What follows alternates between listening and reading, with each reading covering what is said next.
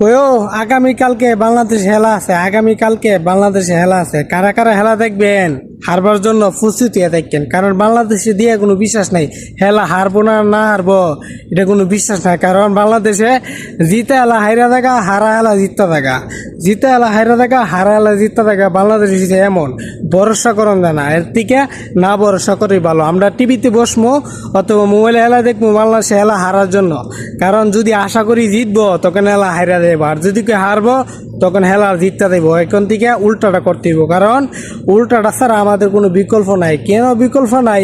আমরা এই যে মনে করেন 2-3 দিন আগে যে হেলাটা গেল, এই হেলাটাতে 245 রান নিতেছে না বাংলাদেশ, আর 300 রান টার্গেট দিলে তো আজ্ঞা মিথ্যা দিব, বাংলাদেশে আজ্ঞা মিথ্যা দিব। কারণ বাংলাদেশটি দিয়া কোনো ভরসা নাই, বাংলাদেশটি দিয়া শুধু একটাই ভরসা করন যায়, হেলা হারার ভরসা করন যায়, হারার ভরসা করন যায়, জিতার ভরসা বাংলাদেশটি দিয়ে কোনো সময় করণ যেত না। কারণ কেন?